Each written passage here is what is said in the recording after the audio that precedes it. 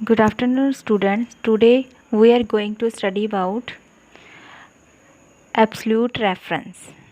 Absolute reference can be given when we want to keep both the row and column constant. Absolute reference हम कभी use करते हैं जब हमें रो और कॉलम दोनों कांस्टेंट चाहिए. टू मेक द रो और column constant we use the dollar sign. अगर हमने रो और कॉलम दोनों को कांस्टेंट वैल्यू रखनी है तो हमें सब उसमें क्या यूज़ करना पड़ेगा, पहले dollar sign. Now in the example given in figure, if we want to calculate the selling amount of 8 shirts at the different rates entered in a column A and display the result in column B, we can enter the following formula in column B. ये example दी गई है, देखो ये diagram दिया गया है 47 page पे.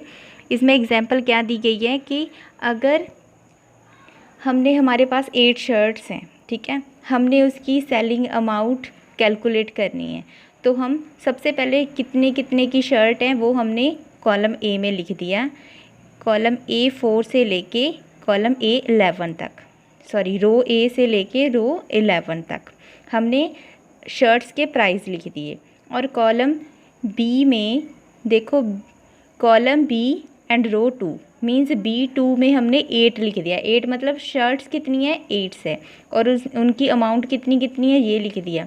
अब हमने ये पता करना है कि जैसे कॉलम A4 में देखो, A4 में जो शर्ट का प्राइस है 243.5, और अगर हम इस प्राइस को 8 शर्ट्स लेनी है, 8 से मल्टीप्लाई करेंगे तो ये अमाउंट जो दी गई है B4 में इतनी आ जाएगी. तो इसके लिए हम, इसका मतलब इसमें ये बताया गया है कि हम रो और कॉलम को कांस्टेंट, तो हम क्या करेंगे, फॉर्मूला बार में ये वाला फॉर्मूला लिखेंगे. कॉलम बी में ये वाला डॉलर बी मतलब बी कॉलम का है, 8 जो दिया गया है, B2, ठीक है, B2 दिया गया है, इसलिए पहले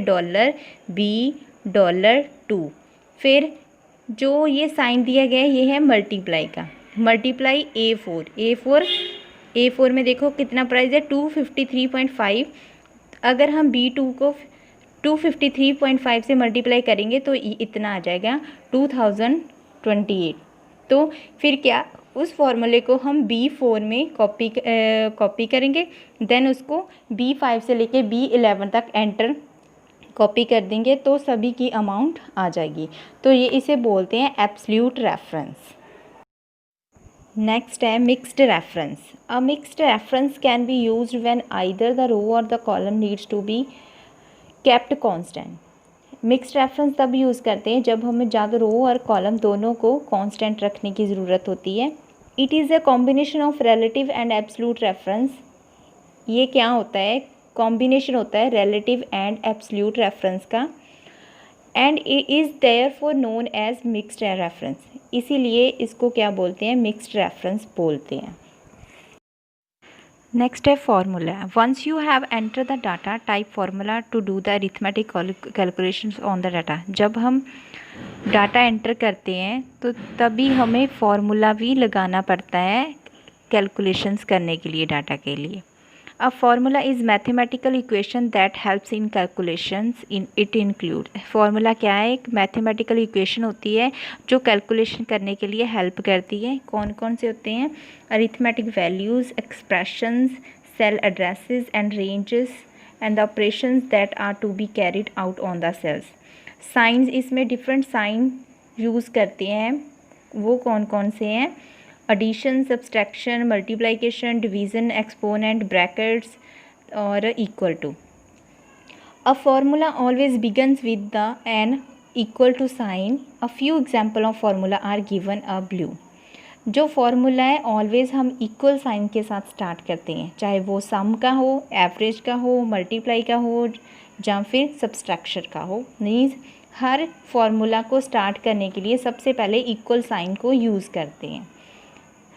ये कुछ एग्जाम्पल्स भी दी गई हुई हैं, जैसे is equal to 10 × 10 is equal to C9 - D10. ऐसे और भी कई एग्जाम्पल्स हैं जो ये बताने के लिए दी गई हुई हैं. नेक्स्ट है entering a formula in formula bar. When a formula is typed in a cell it is also display in the formula bar. जब हम फार्मूला टाइप करते हैं सेल में तो ये तब कहाँ पे, फार्मूला बार पे भी डिस्प्ले होता है। There are 2 other buttons on the formula bar are highlighted. और भी 2 बटन्स होते हैं फार्मूला बार पे जो हाईलाइट होते हैं, कौन कौन से, enter button and cancel button.